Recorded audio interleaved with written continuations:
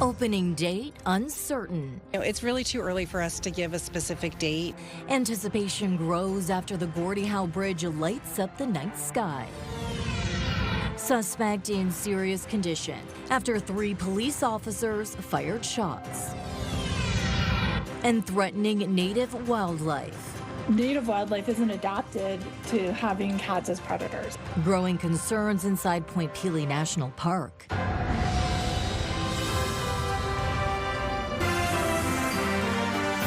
CTV News with Stefanie Masotti. Good evening and thank you for joining us both on CTV Windsor and AM 800. The Gordie Howe International Bridge lit up the sky last night and social media this morning. The first ever light test had people buzzing. But while the bridge looks ready, officials now non-committal on whether it will be open as expected this fall. Let's go now to CTV's Bob Bellachico for this update. Now, Bob, plenty to talk about tonight. Stefanie, a brand new rest area here at Malden Park, along with a map showing people how to connect to the growing trail system that we have. There was actually an unveiling ceremony for this map earlier today, but the first question out of the gate, can you guess? Yeah. When is that bridge going to open? A lot of people excited to get on top and check out the majestic view from the Gordie Howe International Bridge. It's really too early for us to give a specific date. Of course it is. The bridge may look ready to go, but there's still a lot of things left to do. We really are focusing on getting that construction complete. We do expect construction to complete this year, but we want to make sure that everything is working when we get to the point of opening. On-site staff needs to be trained. Commissioning and testing continue. Lights were tested last night, and they look good. Seeing those drawings come to life, I don't think I'll be able to recreate that experience until the first time that we go over the bridge in a car. So there are 5,000 lights on the Gordie Howe International Bridge between aesthetics and functional. What people saw Thursday night were the aesthetic lights. Now, each light bulb on that bridge has to be checked. The lights on doesn't mean we're open, but the lights on is a really good representation of that testing process that we can do now that construction is advanced to the point that it's at. While progress is being made on site, 10 of 34 initiatives through the Community Benefit Plan are complete, including this rest area with a map guiding riders to a newly completed trail. We really have had the opportunity through our Community Benefits Plan to provide long-term betterments for the people most adjacent to this project. The Sasso family is excited about the International Bridge and look forward to being able to bike across to Michigan. I just think it's going to be a good experience to have. This new stretch on Broadway is now open, adding to the close to 20 kilometers of trail the city has added since 2020. Build it and they will come, and that's what you're going to see. You're going to see these trails develop, and then hopefully the connection to the waterfront. And obviously we've talked many times about having more stuff down there for people to do, so everything works together. So I'm looking forward to the synergies. So if you're like me and you missed the lights last night, don't worry, they're expected to be on tonight, but for sure they'll be checking them for the next 4 to 6 weeks. So for myself, Stefanie, I can't wait to see in person what that bridge looks like lit up in the nighttime. Back over to you. I feel the exact same, and I know a lot of our viewers feel that way as well. Okay, Bob Bellachico with our top story tonight. Thank you, Bob. So how are you feeling? Are you excited to see the lights on the Gordie Howe Bridge? That is our question of the day. Go to our website to cast your vote, ctvnewswindsor.ca. Yesterday, we asked, have you ever attended a high school reunion? More than 550 people voted, nearly 80% say no. Investigators with the SIU are now on scene in the Remington Park neighborhood after Windsor police officers shot a suspect yesterday afternoon. The province's police watchdog says a 58-year-old man is in hospital with serious injuries after being shot by Windsor police. Officers responding to a call about a man threatening to harm himself. The SIU says the man fired a gun towards police before retreating inside a Stanley Street home. After failed negotiations, they say he came back out, and that's when 3 officers opened fire. The SIU has now assigned 6 investigators and is asking anyone with video or photos to please come forward. Also tonight, a murder trial continues in Windsor Superior Court against a Michigan man. Again, we must warn our viewers the content of this story may be upsetting to viewers or listeners. Joining us with the latest on this court case is, of course, Michelle Molesky. Michelle. Stefanie, as we've been reporting all week, 46-year-old Brian Marbury has already pleaded guilty to causing an indignity to a human body, but he has pleaded not guilty to first-degree murder. 36-year-old Sarah Pelee was killed in May 2023. Her body was found in a field behind a Huron Church Road hotel after a week-long search. The jury has learned this week a cause of death could not be pinpointed because her body had already started to decompose. Now, this is one of the video exhibits at trial. It shows the late afternoon of May 26, 2023. It's Brian Marbury checking into a hotel on Huron Church Road. 8 hours later, another hotel guest came to the lobby to complain about noises in the room above them. The manager testified today he didn't hear any noises, but did go and knock on the door and warn Marbury if they got another complaint, police would be called. The hotel manager recalled the conversation as, quote, friendly, but he didn't recall anything other than that, nor did he remember seeing anyone or anything inside Marbury's hotel room. The defense, meantime, maintains the manager did in fact talk to Pelee in the room, and they allege she said, I'm fine. The manager vehemently denied that any interaction had happened. Another witness, Sarah Hamid, started her testimony remotely today from the UK. She was in Windsor in May 2023, staying at that same hotel on Huron Church Road. Unfortunately, the scheduled court day ended right as she was about to speak about her involvement in all of this, so her evidence will continue Monday. Finally, yesterday, I incorrectly reported that Brian Marbury filed an assault charge against Sarah Pelee in 2020. In fact, it was Pelee who filed that complaint, and police charged Marbury with assault. It was withdrawn after he completed anger management counseling. Brian Marbury's trial will resume on Monday, as mentioned, and there are 3 more weeks of evidence still to come. Okay. Stefanie. Thank you for this, Michelle. You're welcome. Meantime, in a courtroom across the hall, the evidence concluding in the inquest into the death of an inmate at the Southwest Detention Center. 21-year-old Nathaniel Krug died in March of 2021 after consuming a lethal amount of fentanyl inside his cell. The jury learned this week Krug had been in and out of the jail 9 times between 2017 and 2021. Each time he completed an intake health assessment. Half of the time he admitted to illegal drug use. The other half he denied being a user of street drugs. A total of 9 witnesses testified this past week. Closing submissions will be made on Monday, and then the jury will retire to consider the recommendations. In other news, Clair College tonight reporting a sharp decline to enrollment this fall, with international numbers dropping off dramatically.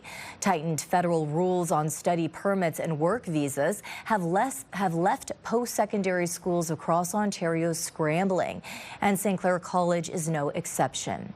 The school is reporting just over 9,300 students this semester, down from more than 12,200 last fall. International enrollment plummeting by nearly 2/3 in a single year. Domestic enrollment, meanwhile, is holding steady and even slightly higher at about 7,600 students. Power! Union! Power! Solidarity! And on campus, the support worker strike continues. Today, the union holding a day of action. The union says workers are seeking better wages, benefits, and job security. The College Employer Council argues that meeting the union's demands would cost colleges over $900 million. CTV meteorologist Gary Archibald joining me now for the first look at the weather from the top of the Bell Building tonight. And Gary, the weekend is here. Weekend is here, thank goodness for that. And with that, we're hopeful of some fair weather continuing through Saturday. Sunday, there could be a big difference in terms of the overall atmospheric pattern. And speaking of which, we'll take a look at the satellite radar imagery. Not much to see across southern Ontario. Again, it's been a week and a half since we had some rain of significance, I would say. And there's a couple of things we have to talk about. Obviously, summer's coming to a close, and then we'll talk autumn weather and temperatures falling off. I'll break down what you need to know. After today's warm day above seasonal, could we see rain and much cooler temperatures next week? That's coming up. For now, I'll send it back inside to the desk. Residents will need to brace themselves for another project that will slow traffic on Banwell. Work is set to begin at the end of the month as the City of Windsor starts a full mill and pave between Little River Road and Tecumseh. Ward Councillor Angelo Marignani says public works money was allotted to the project to help connect roads which had become difficult in recent years. Work will also be done on Green Park Boulevard between Wyandotte and Riverside Drive. The $1 million project is expected to be done by late October. This is something that the residents have been concerned about since I started running in this position. So I'm so happy to see that we were effective in getting that road milled and paved. This winter, Banwell Road will be the smoothest road in the City of Windsor. And heads up, there will be a couple more red light cameras in the city starting Monday, bringing the total to 16 active cameras across Windsor, with 4 more still to come this year. The new pair will snap photos at Lozon and Tecumseh and at Lozon and Lozon Line. Plus, the city is still speeding forward with plans to put automated speed cameras in 5 school zones starting in December.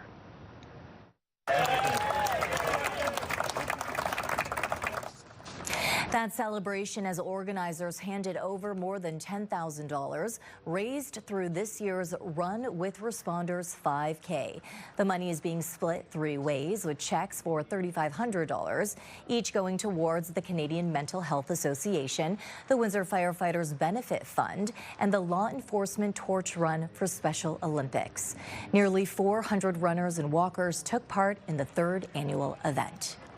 And a record year for another annual fundraiser on a mission for the mission, raising $38,000. The money is being shared among 5 food banks and community groups across Windsor, Essex, including $30,000 alone for the downtown mission. And staying downtown, Windsor Public Library is gearing up to move the central branch before 2028, when its current lease expires at the Paul Martin building. The library officials want the public's input on this. Where should they go, and what should the new spot look like? There will be a public information session on Tuesday from 5 until 7 p.m. at the Windsor International Aquatic and Training Center. 3 library layouts and amenity options will be presented, with a survey to follow. It is an opportunity for the community to get involved. We know often people like to see things live and in person, so the Public Info Center won't have a formal presentation, but we'll have storyboards up so that people could see some concepts of what the new central branch could look like. And then we'll have information on where the survey can be found on our website, or have paper copies available should people prefer to fill one in on the spot. And at the Capitol Theatre, the Windsor Symphony Orchestra opens its new season Saturday night with a tribute to the late maestro Robert Franz. The evening showcases George Gershwin's Piano Concerto, celebrating its 100th year. The tribute to Maestro Franz to remember his passion, energy, and lasting impact on Windsor's music community. Tickets are available online or at the Capitol Theatre box office. We lost our shining star. Robert was the real light of the Windsor Symphony. And the wonderful thing is that we have the honor of being able to continue his artistic vision. What a gift for all of us. Have you ever wondered how clean your favorite restaurant really is? Well, now there's a quick way to check. The Windsor-Essex County Health Unit has launched a new interactive food safety dashboard. It actually lets residents search when a restaurant was last inspected and has been issued, or notes of anything, and it's updated every 2 weeks. Parks Canada officials say stray and domestic cats are becoming a growing concern inside Point Pelee National Park. They warn the cats are threatening native wildlife, and they're asking for the public's help. CTV's Chris Campbell joined me now with more on this tonight. Chris. Yes, Stephanie, Point Pelee is one of Canada's most celebrated birding destinations, but park staff say cats don't belong there. They're now urging visitors to do their part to protect the ecosystem.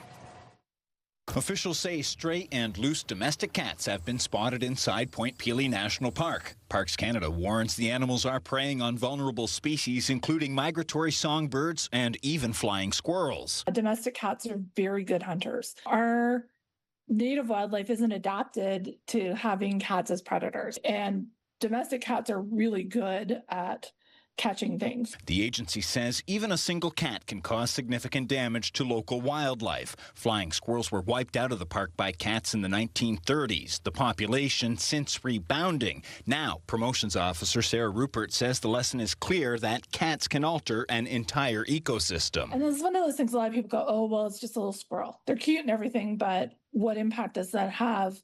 Well, what we've since learned about flying squirrels is there's a fungus that they eat. And they spread the spores around the forest, and that fungus actually helps a lot of our trees gain nutrients through their root systems. Parks Canada is asking anyone who sees a stray or domestic cat inside the park to report it immediately. Be as precise about the location as you can. And whenever we get those reports, we go out, we check.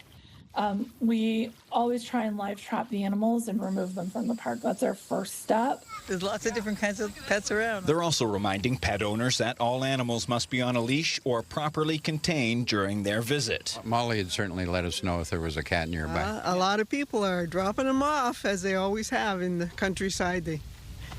You get tired of them, and it's a big expense, so... You think that they can survive in their own, but they're domestic cats and not good. Rupert says visitors have brought in all kinds of animals from rabbits on leashes to cockatoos in backpacks, but all must be properly controlled. We understand that pets are really important parts of people's families, and you want to bring them with you when you go places. Just make sure they're secure, because it's for their safety too, right? Officials say the message is simple. Point Pelee is a refuge for wildlife, not for free-roaming pets. Parks Canada says education and community cooperation are key to protecting the species that depend on Point Pelee year-round. Stefanie? Okay, interesting. Thank you for this, Chris Campbell, tonight. Speaking of Point Pelee, Migration Madness is underway at the national park. The annual fall event celebrates the migration of monarch butterflies heading south to Mexico. Visitors can take part in hands-on activities, crafts, and story time at the visitor center, plus an evening butterfly count and the shuttle rides to the tip to see the spectacle up close. The migration continues over the coming weeks, with each day offering a new chance to witness thousands of monarchs gathering before their long journey. In the town of Essex, nominations now open for the annual Mayor Recognition Awards. The prize honors locals making a difference, from youth and business leaders to arts, culture, and environmental advocates. Residents can submit nominations through the town's website. Winners will be announced in November. Meantime, in Wheatley, another setback for the water treatment plant after a fire 2 years ago. Repairs have been delayed once again, with the plant now expected to be back online in November. Officials say stopgap measures are still meeting demand in the meantime. Still ahead on Windsor's news leader, Ontario police chiefs are pushing back against the premier, why they say speed cameras save more than just cash. I think it's important to, be patriotic. A push for patriotism as a group of students make sure "O Canada" is heard every morning. And on Monday, preventing intoxication. Could this self-pouring technology help deter people from drinking and driving?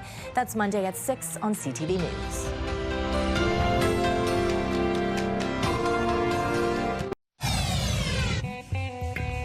Start your day with the latest local news.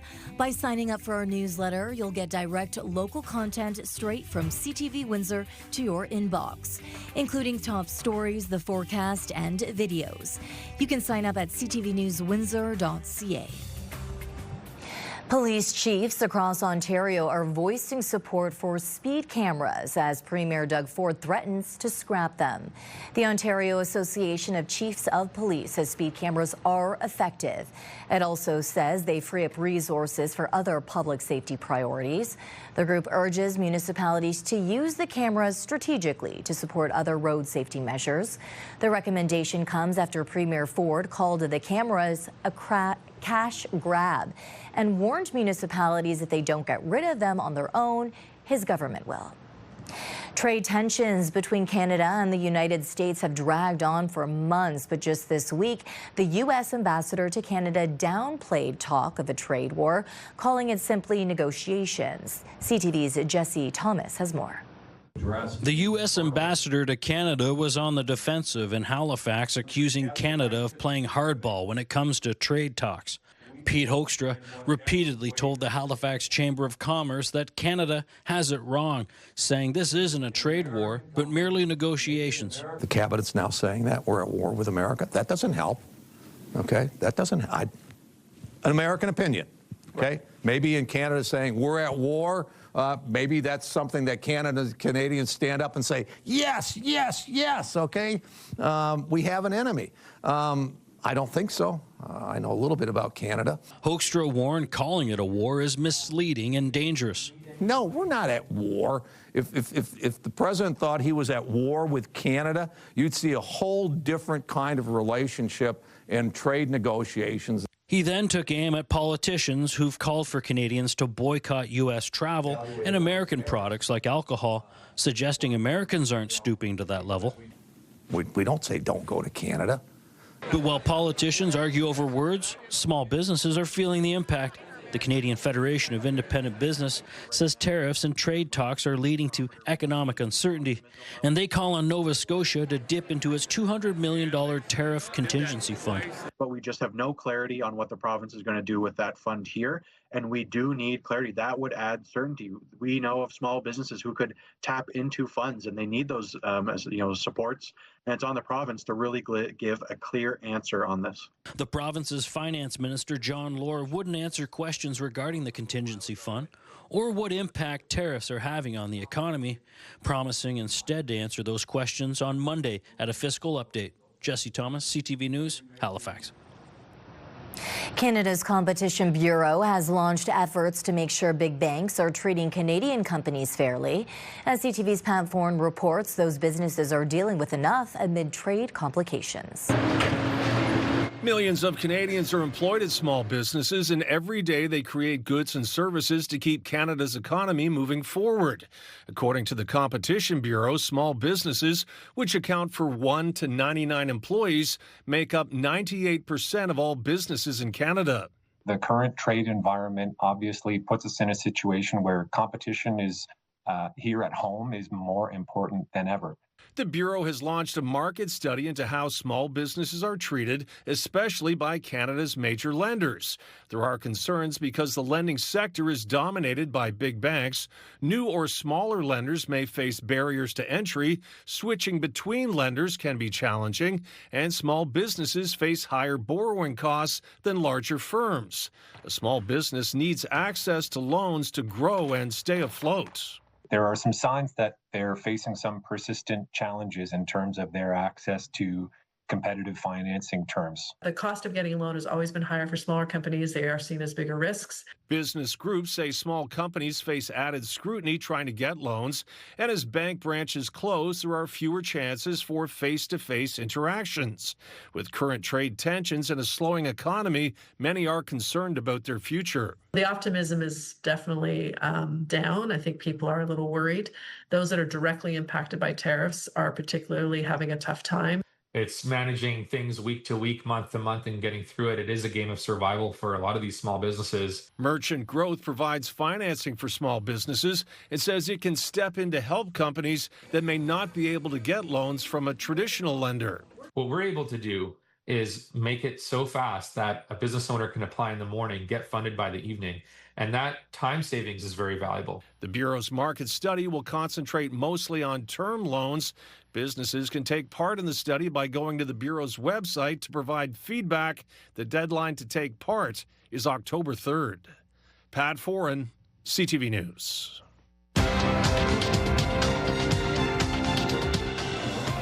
Canada's main stock index ended the week with more than 300-point jump, helped by strength in base metals. In Toronto, the TSX gained 315 points. In New York, the Dow added 173, the Nasdaq up 161. The Canadian dollar rose 0.05 of a cent today. On commodity markets, gold gained more than $27 an ounce and oil fell 86 cents a barrel. My drive, my city, my show. Let's go. My drive, my city, my show. Come on. My drive, my city, my show. The Detroit Auto Show cranking up the volume. We'll show you the anthem fueling the road to 2026. Let's take a look at our CTV News weather snapshot. Oh, what have we here? A dragonfly. That's why I go outside in my backyard. They're wonderful animals. They take care of the mosquitoes, no less. Will we see more of them buzzing in the sunshine and the warmth this weekend before fall arrives? We'll find out next on CTV News Windsor. Discussion here at Windsor City Hall. Windsor's top stories. A major project is about to get underway. Breaking news alerts. Severe weather is a possibility. And watch live. Good evening, and thank you for joining us. Download the CTV News app.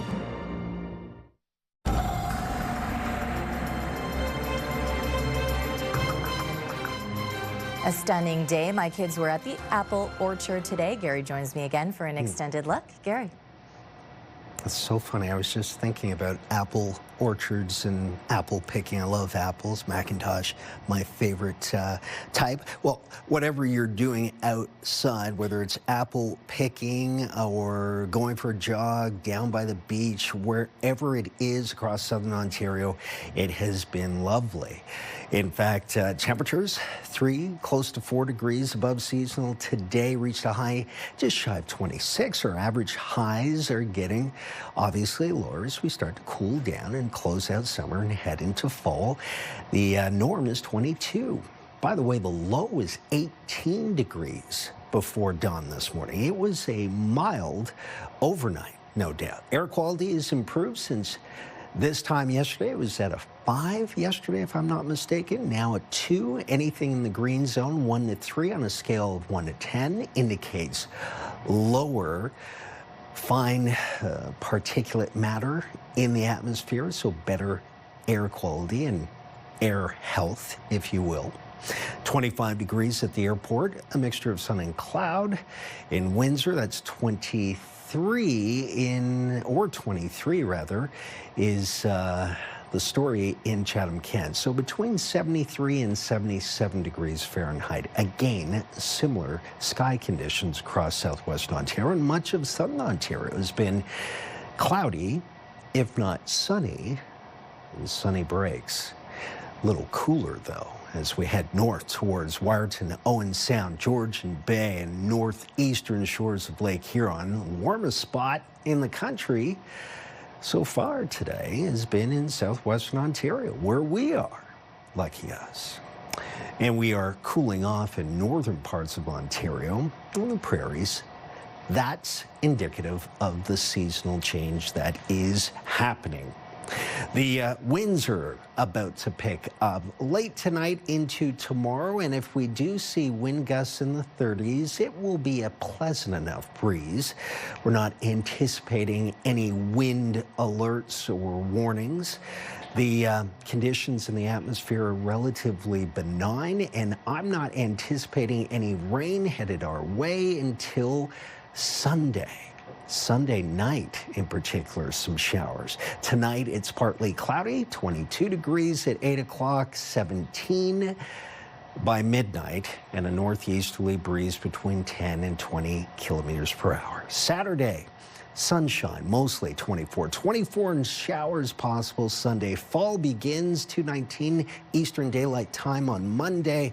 Tuesday, Wednesday, Thursday, and Friday, we are in and out of clouds and temperatures hovering between 22 and 23 degrees Celsius. That would be seasonal for this time of the year. Lifetime. Brought to you by Safeguard Medical Alert Systems. Here in Ontario, students start their school day with the national anthem, but it's not the same story everywhere. In Nova Scotia, 2 students pushed back when their high school skipped O Canada, and their efforts have now reached the legislature. CTV's Callum Smith has more. Students at CPA High School in Bedford haven't heard the national anthem to start their day, and they're not alone. There was a handful of schools that weren't playing it. But how it came to the minister's attention was hearing from students directly. It's really kind of neat to see them that engaged, that wrote some letters, and we looked into it and we just saw that there was no consistent policy. One of them was grade 12 student Casey Min, who doesn't recall hearing the anthem since his first day of high school 2 years ago. I think it's important to, be patriotic. We thank the land, we thank this country for the opportunity. For myself, I'm an immigrant here. I thank this country for all the opportunity I had. So I think it's really important to stand up for our values, patriotism for Canada. He and a couple friends penned a letter earlier this week with numerous signatures. The minister quickly issued a new policy mandating all schools play the anthem each morning. But the Halifax Regional Centre for Education has had one, first adopted over 15 years ago. So they were taken aback when they heard about CPA. I mean, certainly that was a surprise. HRCE reached out to all schools today, reminding them of their own policy and sharing the new provincial one. I just kind of thought back to when I was a child and you'd go to school and the anthem would play, and it was kind of like a peaceful moment of reflection. And so I thought, there are a lot of kids that want that. There are a lot of staff that want that. CTV couldn't speak to CPA's principal because they're on leave. I can't speak to the specifics as to why there was a change in practice at this particular school, but certainly can say that the anthem will be played tomorrow and every day going forward in adherence to the policy. These students appreciate seeing quick action and being able to make a difference.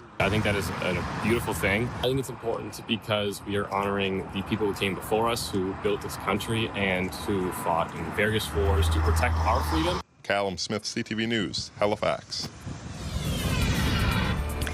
Coming up on Windsor's News Leader, the Spitfires get back to it tonight up on the ice in Sarnia, looking to start the season on the right skate.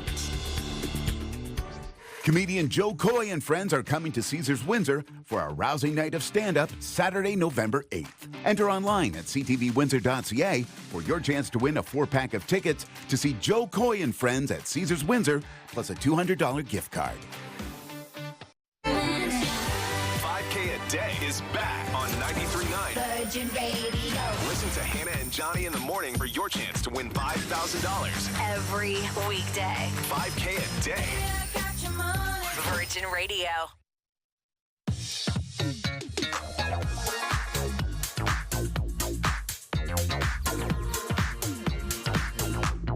Sandy McDonald joins us for another segment of Get Gardening. I correct myself. We are joined by Sandy McDonald and our little friend here, the cicada. It's true. And again, the season is coming to a close for cicadas. This is one of the latecomers for sure. But yeah, cicadas, we often are asked, are cicadas harmful to our garden, harmful to our plants? Typically we'll find them on trees, usually on the trunk of a tree. And they usually are climbing to the top. So again, they can spread their loud sound a great distance and, attracting mates, of course. Right. Are they harmful to our trees in particular? Generally, no. If it's a very young tree with very thin bark, there is the possibility they may actually make some small slits in the bark and insert their eggs there. But generally for a larger tree, even something, this is a smaller tree here, not going to cause any harm to it. They're just using it for support and a little perch right at the top. However, they do feed on roots.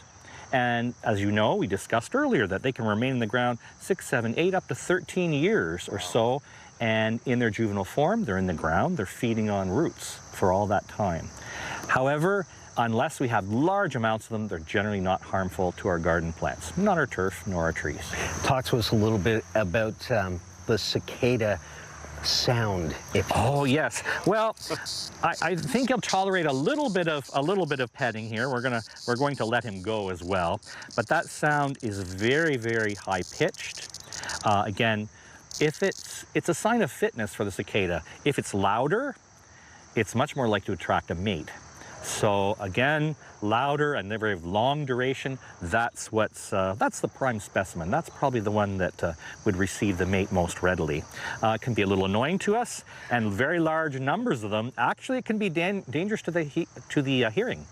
Yes. So very large amounts of them, the decibels are very high, and if you were working under that all day, you will hear that buzzing sound in your ears probably after you finish your workday out there. So it is a good symbol of a healthy environment.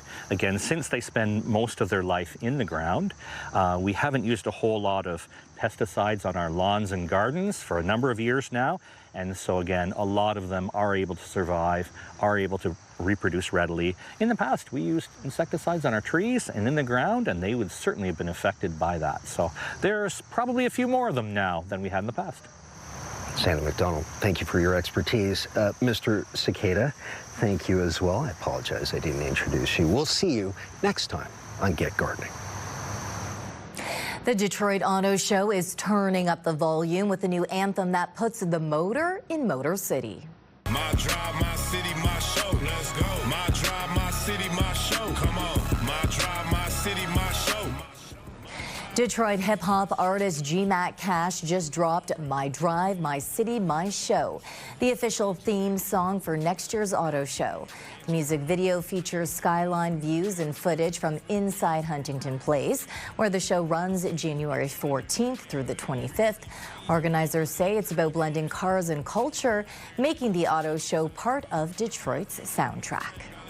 And over at Comerica Park, even Tarek Scooble's best stuff couldn't keep the Tigers from slipping again yesterday. Detroit's ace struck out 9 over 6 innings, pushing his season total to a career best 233.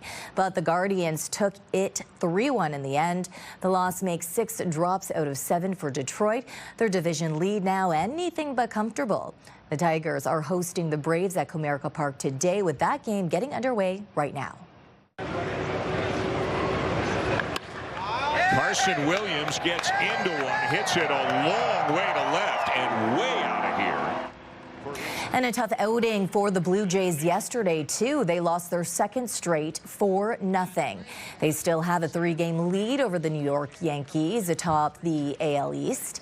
They begin a series with the Kansas City Royals in about an hour. And on the ice, the Windsor Spitfires drop the puck on a new season tonight, hitting the road to face the Sarnia Sting.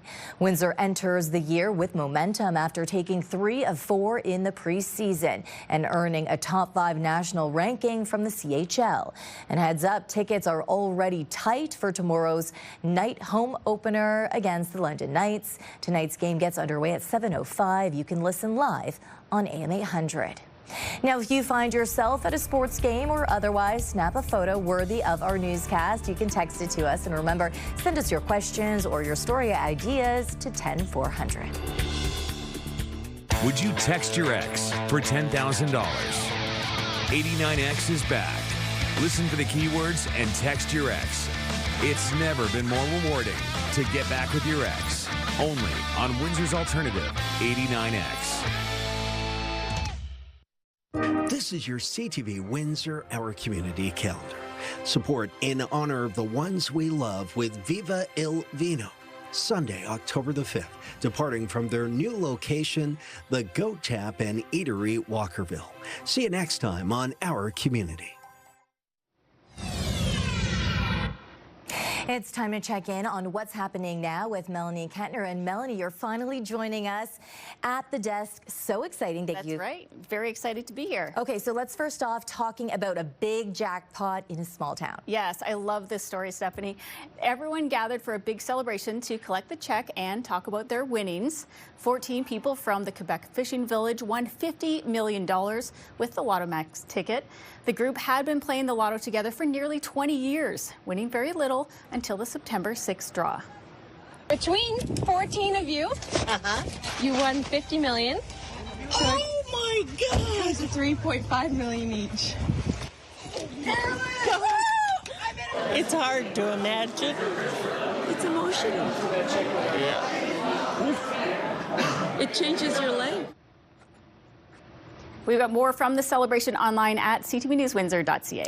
And also on our website tonight, Mel, I know something you'll be interesting. You'll be lacing up your shoes for this one because there will be a road closure on Sunday. Yes, I'm going to be running in this one. An 8-kilometer stretch will be shut down to vehicles for open streets. The free annual event runs from 10 a.m. to 2 p.m., but streets will be closed from 9 until 3. This year, Open Streets returns with the classic route from Ford City to Sandwichtown. Roads will be closed to cars along the way, but there are 9 vehicle crossing points. And you can find all of those intersections listed on our website. And in our social spotlight, a police therapy dog with some unusual skills. Good boy. So this is Cruiser, a support dog with the Lethbridge Police Service, and they taught him how to play Kerplunk. He can take on kids in the victim support program and help make their day better. He seems cool, calm, and collected, but I don't know, if my kids were around him, they would have sworn him. They would have wanted some hugs, some kisses. But yeah, love support dogs. I know. What I want to know, though, is like how competitive. Like, can he win the games? I'm not sure. I'm sure even if he could, he would just let it slide and make someone's day feel a little bit better. Probably. Okay, so if some of our viewers have some cool trending videos, how should they send it to us? Yes, they can go online. They can email us at newsnow@bellmedia.ca or text it to 10400. Still to come, some Friday fun to close the show with some extraordinary animals. Stick with us. The latest news to start your day. Interviews, conversations with the top officials, the difference makers, and personalities in Windsor, Essex. Only on Windsor, Essex #1 morning show. It's Mornings with Mike and Meg on AM 800.